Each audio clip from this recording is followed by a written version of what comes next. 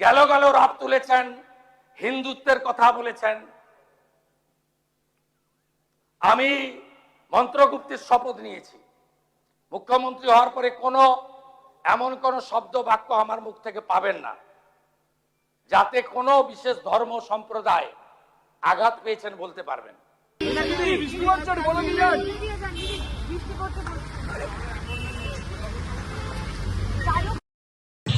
আজকে আমাদের মাননীয় মুখ্যমন্ত্রীর কাছে আমি গত এক সপ্তাহ আগে সময় চেয়েছিলাম যে তামান্নার মা, আনিস খানের বাবা এবং হচ্ছে যে আমাদের দীপঙ্কর দেবুদাস এবং তার স্বস্তিক পুড়িয়ে মারা হয়েছিল 2018 সালে পঞ্চায়েত নির্বাচনে। ওনার ছেলে তখন ছোট ছিল, এখন হচ্ছে যে দেখতে পাচ্ছেন তামান্না, আপনারা সবাই জানেন, নদিয়ার কালীগঞ্জে নির্বাচন উত্তর পরিস্থিতিতে বিজয় মিছিলে আমাদের তামান্নাকে খুন করেছিল। আর আনিস খান, সেটাও আপনারা সবাই জানেন, সেই সময়ের আর মীনাক্ষী মুখার্জি আমাদের পার্টি কেন্দ্রীয় কমিটি মেম্বার সহ আমরা চিফ মিনিস্টারের কাছে, মুখ্যমন্ত্রীর কাছে সময় চেয়েছিলাম। আজকে উনি 4টের সময় দিয়েছিলেন।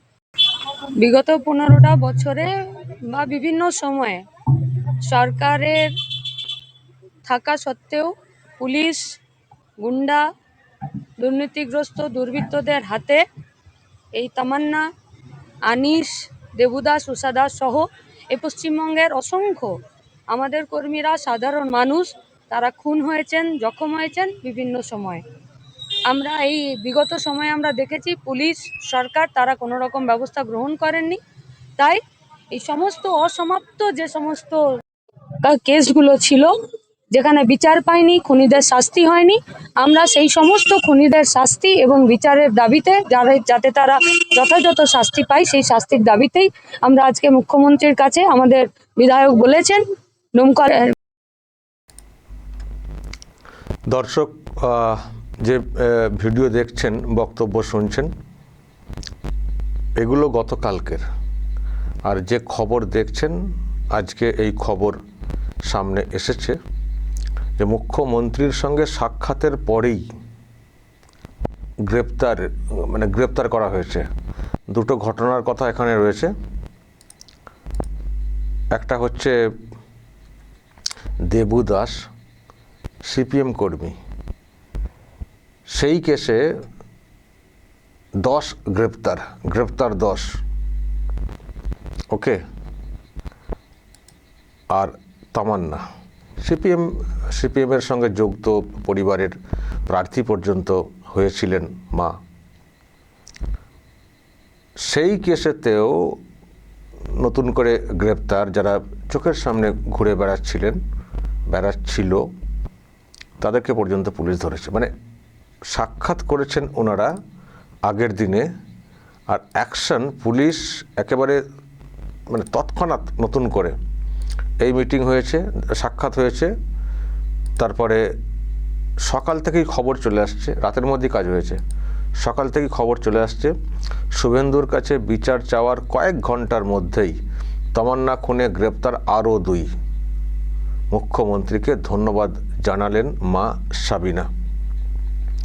আর যেটা দেখাচ্ছিলাম, নিহত পুত্রের সঙ্গে মুখ্যমন্ত্রী শুভেন্দুর সাক্ষাতের পরের দিনই কাকদ্বীপে সিপিএম কর্মী দেবুদাস খুনে গ্রেপ্তার 10। এখন আমি এটা কেন দেখাচ্ছি?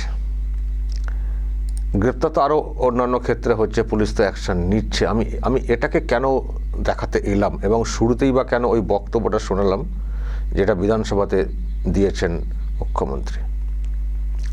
আমি এই জন্যই ওই বক্তব্য শোনালাম বা এগুলো দেখালাম যে মুখ্যমন্ত্রী যখন মুখ্যমন্ত্রী হয়ে গেছেন, শুভেন্দু অধিকারী যখন মুখ্যমন্ত্রী হয়ে গেছেন, ওনার কাছে আর কিন্তু অমুক ধর্মটা স্পেশাল, বিশেষ, এটা কিন্তু উনি দেখাচ্ছেন না। পদে বসে শুভেন্দু অধিকারী মুখ্যমন্ত্রী, উনি রাজধর্ম পালন করছেন। রাজধর্ম ওনার কাছে কে সিপিএম, কে অন্য দল, কে মুসলিম, কে অন্য ধর্মের, এটা কোনো প্রশ্ন না। এটা দেখার কোনো জায়গা নেই এখন। উনি এমন একটা জায়গাতে আছেন যেখান থেকে তার চোখে রাজ্যবাসী, বাঙালি, বাংলার বাসিন্দা মানুষ এই অবস্থান উনি নিয়েছেন। বিধানসভাতে যেমন প্রকাশ্যে বলেই দিলেন, আমি মন্ত্রগুপ্তির শপথ নিয়েছি, ফলে আমি এমন কিছু বলবো না বা আমার মুখ দিয়ে পাবেন না যাতে কোনো সম্প্রদায় আঘাতপ্রাপ্ত হয়। আমি মুখ্যমন্ত্রীর জায়গাটা, চেয়ারটার কথা উনি বলতে চেয়েছেন, চেয়ারের যে মর্যাদা সেটা বলতে চেয়েছেন। এবং শুধু মুখে বলা না, কাজেও। সিপিএম বিরোধী দল, অনেক লড়াই, আর মুসলিম নিয়ে অনেক কথা রয়েছে, মুসলিম বিরোধী বিজেপি, মুসলিম বিরোধী বিজেপি সরকার, মুসলিম বিরোধী শুভেন্দু অধিকারী। এই তামান্নারের খুনের বিচার হবে, বিচার পাবো, এটা কিন্তু বিধানসভাতেও বলেছেন। তো সেই মুসলিম তামান্না, তার পরিবার, কিন্তু এই না যে মুসলিম, তো আমরা তো মুসলিম ভোটে ক্ষমতায় আসিনি, তো মুসলমানদের জন্য আমরা কেন এ করব, ও যা পারে করবে যাক। এই অবস্থায় কিন্তু নেই শুভেন্দু অধিকারী। আমি দেখছি শুভেন্দু অধিকারীর প্রতি অনেকে অনেক কথা ভাবতেন মুসলিম সমাজের, তাদেরও সব ভাঙছে বিষয়টা। আমি যেহেতু মুসলিম সমাজের, আমার সঙ্গে তো কথা হয় অনেকের, আমি দেখতে পাচ্ছি যে ধারণা যেভাবে ওনার বিরুদ্ধে বলা হতো, মানুষটা কেমন চেয়ারে বসে, যেটা ওটাকে ভাবতেন যে উনি চেয়ারে বসলে মনে হয় সব মুসলমানদেরকে এখান থেকে ঘরছাড়া করে দেবে, মানে করে দেওয়া হবে, এরকম যে না বিষয়টা, এবং ওনার কাছে যে সবাই সমান রাজ্যবাসী হিসেবে, এই ধারণা মানে নতুন করে তৈরি হচ্ছে মুসলিম সমাজের একটা অংশের মধ্যে। সবার মধ্যে আমি এখনই কেন বলবো, এখন তো আছেন না ওই টাইপের অংশটা, ওই টাইপের অংশ আছেন না, কিন্তু যারা বোঝা তারা কিন্তু বুঝছেন, বুঝতে শুরু করেছেন। দেখুন, শুভেন্দু অধিকারীর বক্তব্যটা কি? বক্তব্য একটাই, আপনি মুসলিম হন, হিন্দু হন, যে ধর্মেরই হন না কেন, দেশটা আমার, এটা রাখতে হবে আত্মার মধ্যে। এই যে রাষ্ট্রবাদী কথাটা বলেন, মানেটা কি? রাষ্ট্রবাদী মানে দেশকে ভালোবাসা, দেশটা আমার, দেশের জন্য আমরা মানে যেটা করার সেটা করব, দেশ সবার আগে। এই কনসেপ্ট যদি মাথায় আসে না, তাহলে এত বিভাজনের কোনো মানে এইসব বিভাজন ইত্যাদি এসব হয়ও না। দেশ সবার আগে, আর দেশ সবার আগে দেশভক্তি থাকলে দেশকে ছুরি মারা পেছন থেকে এটাও কখনো আসবে না। দেশভক্তি, আজকে বিজেপি কেন গোটা দেশ জুড়ে বিস্তার লাভ করেছে, কেন? এরা না একটা দেশের সেন্টিমেন্ট ধরতে পেরেছে। গোটা দেশকে জোড়ার ক্ষেত্রে দেশের যে ঐতিহ্য, ইতিহাস, তার সেন্টিমেন্ট, সেটাকে এরা ধরতে পেরেছে এবং সেটা মানুষের মধ্যে ছড়াতেও পেরেছে এই দলটা। আর মানুষ, জাতি হোক, দেশের একটা ঐতিহ্য, সেন্টিমেন্ট, এটা তো একটা আবেগের জায়গা না, ব্যাস টাচ করে দিয়েছে। এই জন্যই তো বিজেপির এত প্রসার। আর কোনো দল তো এটা ধরতে পারেনি।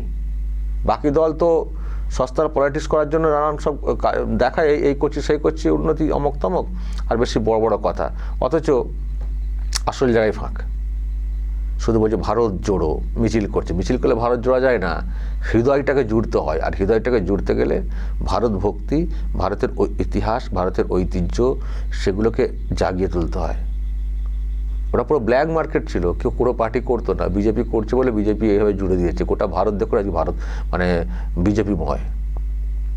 কিন্তু তা বলে কি, যেটা বলা হয় না, দেখুন বিজেপির মধ্যে সনাতনী কথাটা আছে। সনাতনীটা যারা যেভাবে নেন আর কি, সনাতনীটাকে কেউ ভাবেন যদি ওটা তো চরম হিন্দুত্ব, মুসলিম বিরোধী ভাবতে পারেন, কিন্তু ভাবনাই ভুল। কারণ আজকে বিজেপির সরকারটা তো চলছে, কেন্দ্রে চলছে, বিভিন্ন রাজ্যে চলছে। বলুন তো কোথা থেকে মুসলিমদেরকে হটানো হয়েছে? কাদেরকে হটানো হচ্ছে?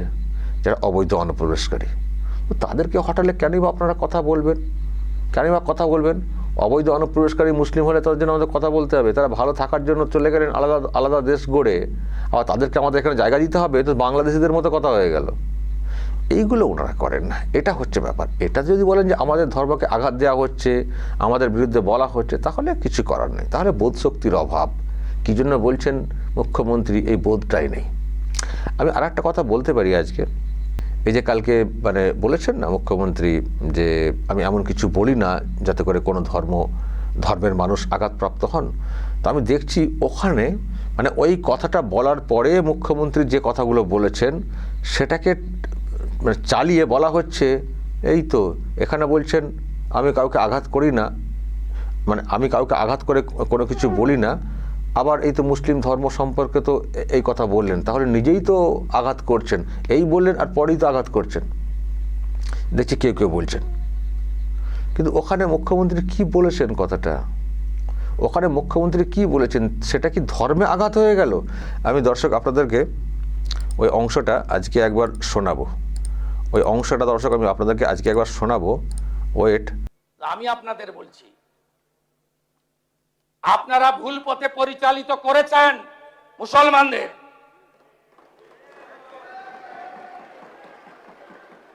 কেন খাজেরি মাদ্রাসায় পাঠাবেন, কেন স্কুল কলেজে পাঠাবেন না, কেন ডাক্তার ইঞ্জিনিয়ার করবেন না? এই প্রশ্নের উত্তর আপনাদের দিতে হবে।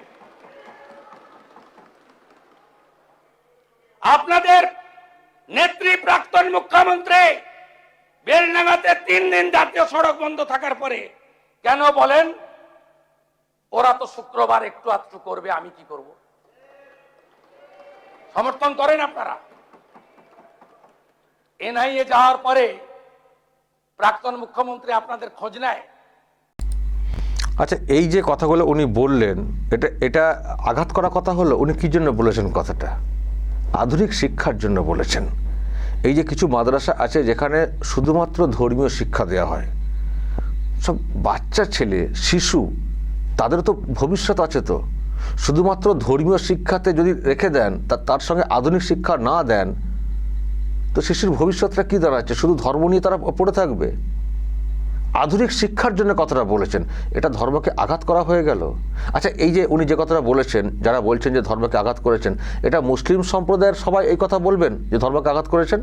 দেখবেন যারা প্রকৃত শিক্ষিত মুসলিমদের ইসলাম ধর্মে, তারাও বলবেন ঠিক কথা বলেছেন মুখ্যমন্ত্রী। ফলে এই যে যারা বলছেন এই বললেন, আমি আঘাত করা কোনো কথা বলি না, আবার এদিকে খারেজি মাদ্রাসায় পড়ার জন্য যেতে বারণ করছেন, তাহলে এটা আঘাত হলো না? যারা এই কথা বলছেন অত্যন্ত অন্ধত্ব গোঁড়ামির জায়গা থেকে বলছেন।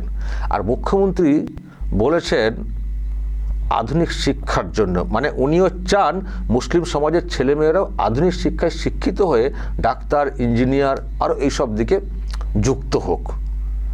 তো এটা ওনার ভালোর জন্য বলেছেন, ওনার কমিউনিটির ভালোর জন্য বলেছেন, না মুসলিম সমাজের ভালোর জন্য বলেছেন? এটা অপরাধ করে ফেলেছেন, এটা আঘাত হয়ে গেল ধর্মে, এটা ধর্মে আঘাত হয়ে গেল।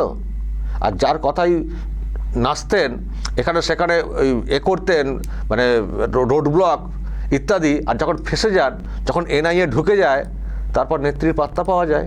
এই যে এখনও বেলডাঙ্গা শুনেছি ওটাকে এখনও সব জেলবন্দি, নেত্রীকে খুঁজে পাবেন না। উনি গাছে তুলে দেন, মইটা কেড়ে নেন, আর ফসল যেটা সেটা তুলে নেন। এখন শুধু ওনার ওই ভাইপোকে নিয়ে ব্যস্ত রয়েছেন, কারো কোনো খোঁজ নেন না। এই যে এত সব ধরপাকড় চলছে, নানান কর্মের কারণে ধরপাকড় চলছে, নেত্রীর কোনো সহযোগিতা আছে, পাশে থাকা আছে না, শুধু ভাইপোকে কী করে বাঁচাবো, এটাই হচ্ছে ওনার চিন্তা।